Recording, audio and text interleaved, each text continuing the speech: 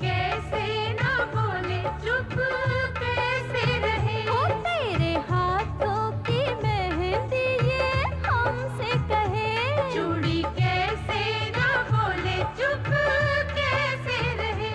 तू जिसकी अमानत है बन्ना, वो साथ तुझे ले जाएगा। सखियां भी रोक ना पाएंगी, बाबुल भी रोक ना पाएगा।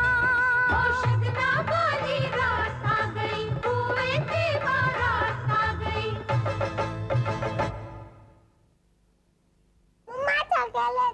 अरे वाह, थैंक यू बोला। Thank you uncle.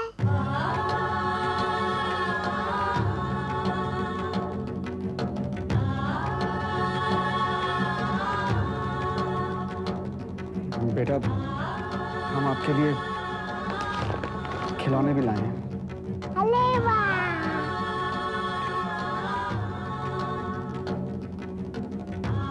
अंकल वो कहते नहीं बेटा, ऐसे नहीं बोलते। वो अंकल नहीं है, वो पापा है। ये अंकल है।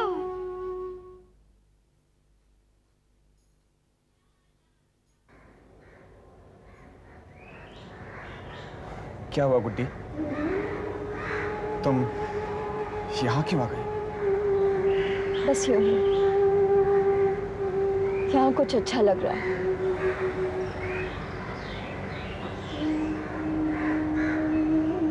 संस्कार के बारे में सोच रही हो ना? जब तुम जानते हो रोहन, तो पूछते क्यों?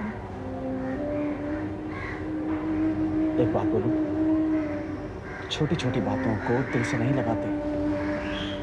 ये छोटी बात नहीं है रोहन।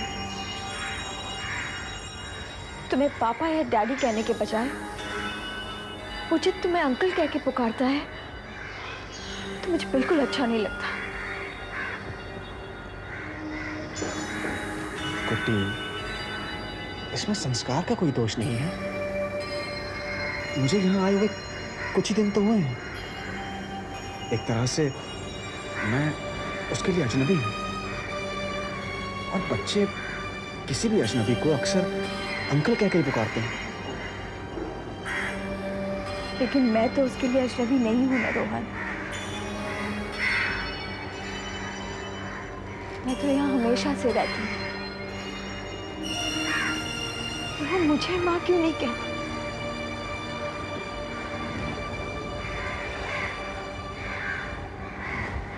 अब इस बात का जवाब तो मुझसे बेहतर तुम दे सकते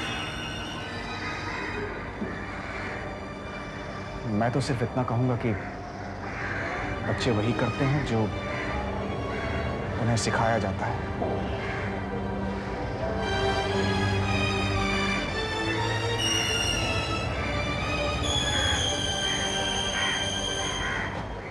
तुम ठीक कहते हो रोहन, बच्चे वही करते हैं जो उन्हें सिखाया जाता है। गुड्डी। रोहन, गुड्डी, आ जाओ, खाना तैयार है। जी आए दीदी। चलो, संतोष दीदी खाने के लिए बुला रही है। चलो गुड्डी, चलो।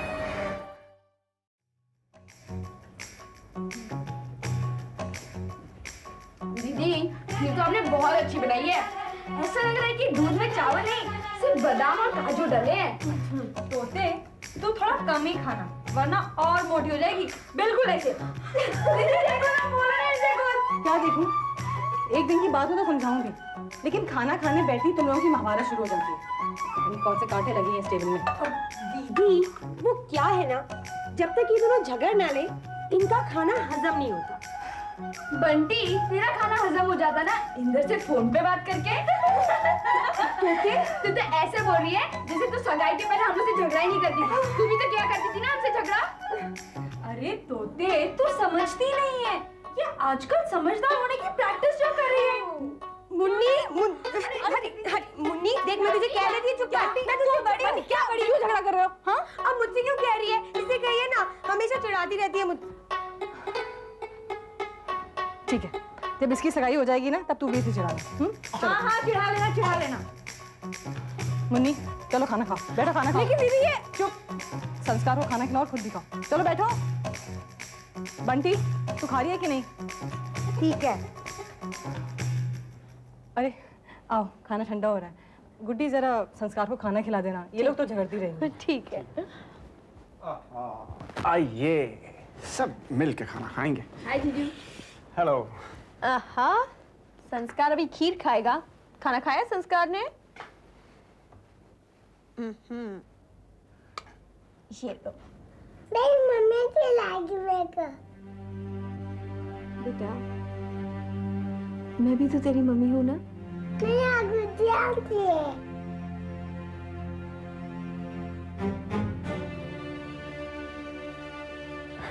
बेटा अभी आंटी के हाथ से खा लो, मामा के हाथ से बाद में खा लेना।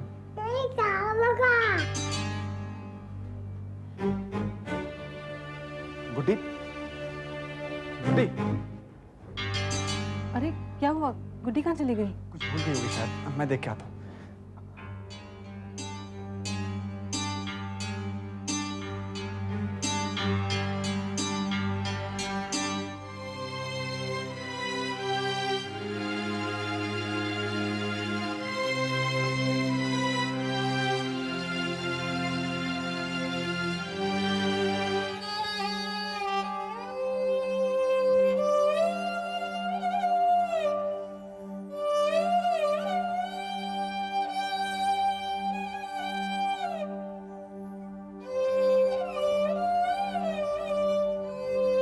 इस तरह खाना छोड़ के क्यों चली आई? सबके सामने ऐसा करना अच्छा लगता है क्या? मेरे साथ जो हो रहा है वो भी तो सबके सामने हो रहा है। वो किसी को नजर नहीं आता। तुम भी ना बच्चे के साथ बच्ची बनती जा रही हो। मैंने तुम्हें समझाया ना, बच्चों को बदलने में वक्त लगता है। संस्कार भी बदल जाएगा धीरे धीरे। जब उसे रिश्ते नातों का एहसास होने लगेगा तो वो समझ जाएगा कि तुम ही उसकी मां।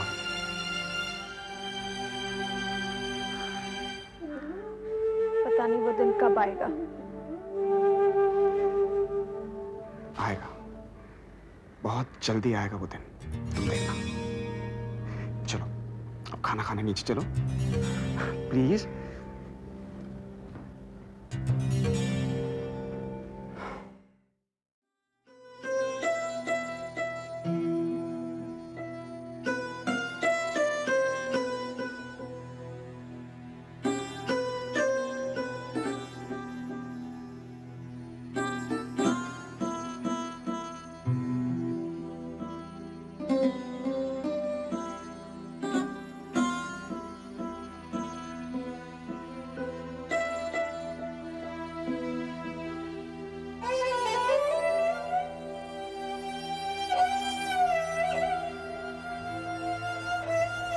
गुड्डी, ये ठीक नहीं है। जाओ संस्कार को वापस सुला दो दीदी के पास। गुड्डी मेरी बात मानो प्लीज।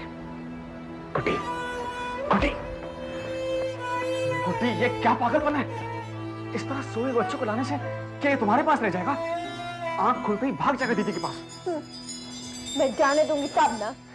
गुड्डी, तुम्हारा दिमाग खराब हो गया। अगर तुम ये समझती हो कि जबरदस्ती बच्चे के मुंह से मां कहलवा सकती हो तो ये तुम्हारी भूल है। गुड्डी,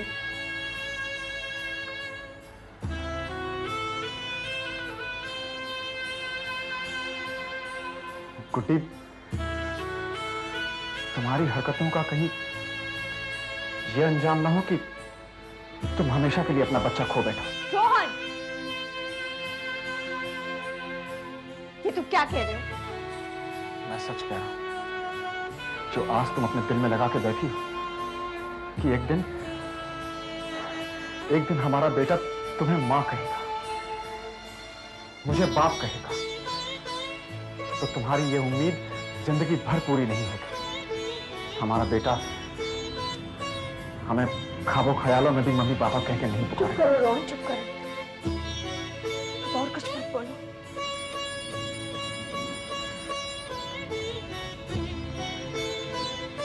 तो फिर जाओ,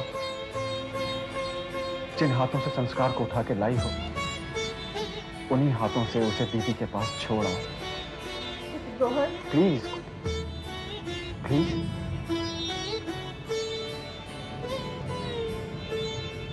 मेरा भी दिल चाहता है कि संस्कार मुझे पापा कह के पुकारे, लेकिन मैं ये सोचकर अपने आप को समझा लेता हूं कि मुझे मेरे कर्मों की सजा मिल रही है।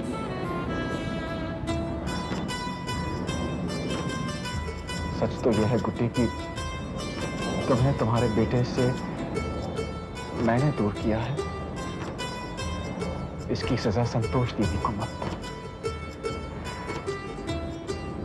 प्लीज संस्कार को उनके पास पहुंचा दो,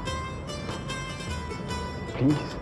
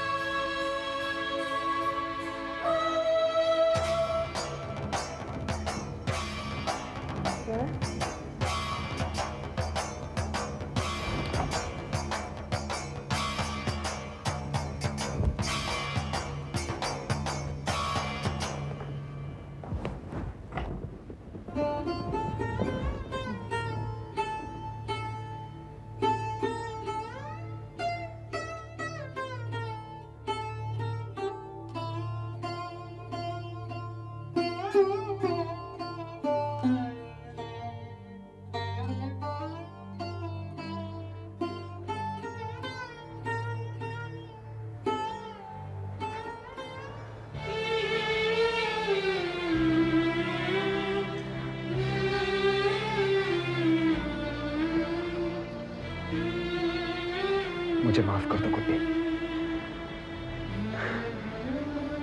आज मैंने एक बार फिर तुम्हें तुम्हारे बेटे से जुदा कर दिया, लेकिन मैं वादा करता हूं मैं एक दिन उसे तुमसे जरूर मिलाऊंगा। हम दोनों उसे ये एहसास करवाएंगे कि हम ही उसके माँ बाप हैं, लेकिन प्यार से।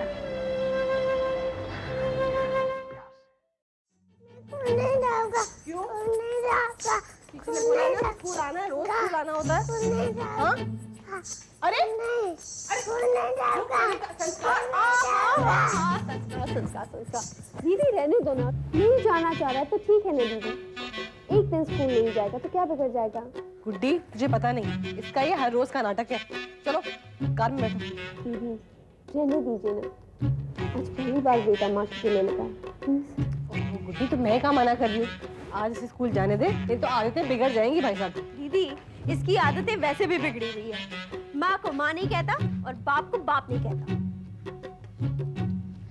कहने लगेगा, थोड़ा सब्र कर। कितना सब्र करूं दीदी, कितना सब्र करूं। इतने सालों से देख रही हूँ,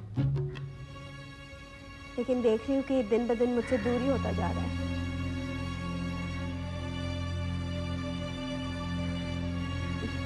दीदी ऐसा मत सोच, सब ठीक हो जाएगा। अब ठीक होने देंगी तब ना।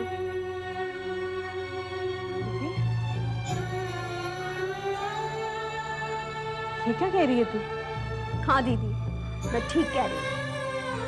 बड़ी बहन होने के नाते आपका ये फर्ज बनता था कि मेरे और संस्कार के बीच आप दूरियां कम कर दें, मगर नहीं, बल्कि मेरे और उसके बीच अपने फासले बढ़ा दी। तू होश में तो है? तू जानती तू क्या कह रही है? तुझे क्या लगता है कि मैंने इसे कभी समझाया नहीं?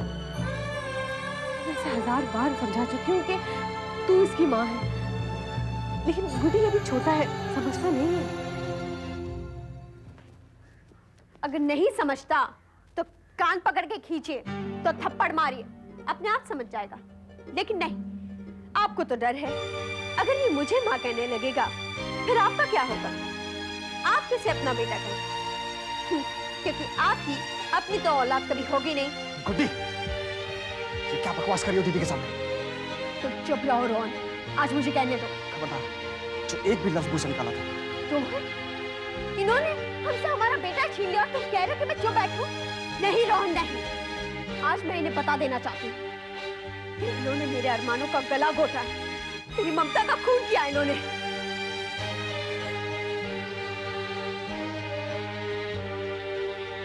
तू जानती है ममता क्या होती है?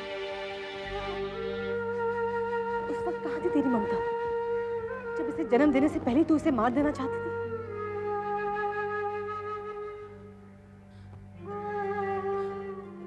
उस वक्त कहाँ थी तू जब ये भूख के मारे तड़प रहा था और तू सामने खड़ा तमाशा देख रही थी?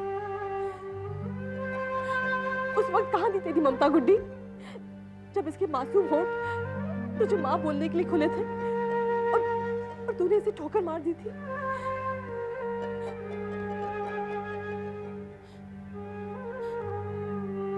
अगर मैं ना होती तो उसे माँ के मायने कभी ना पता चल।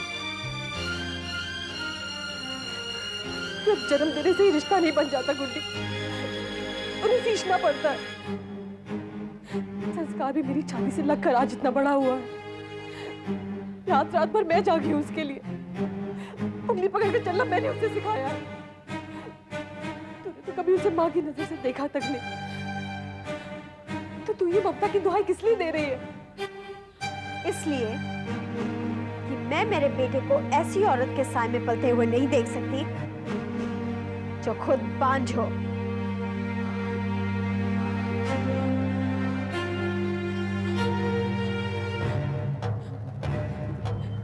तूने मुझे बांझ कहा गुड्डी? तो और क्या कहूं? जिसका गृहस्थ खाली, गोद खाली, जीवन बंजर, इसे बांझपन नहीं कहते तो और क्या कहते?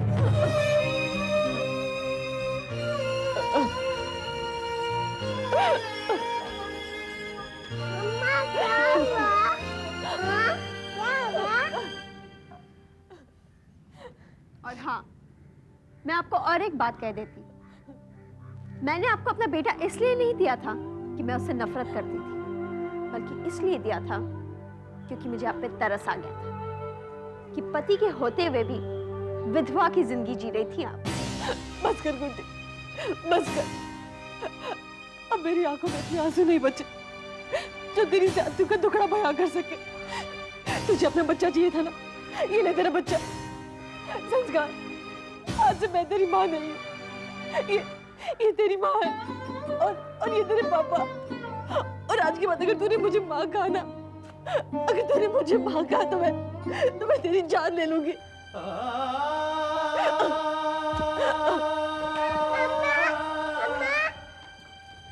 वो तुम्हारी मम्मा नहीं है, मैं तुम्हारी मम्मा। मैंने कहा ना मम्मी मैं हूँ तुम्हारी, वो तुम्हारी मम्मी नहीं है। गुड्डी, गुड्डी।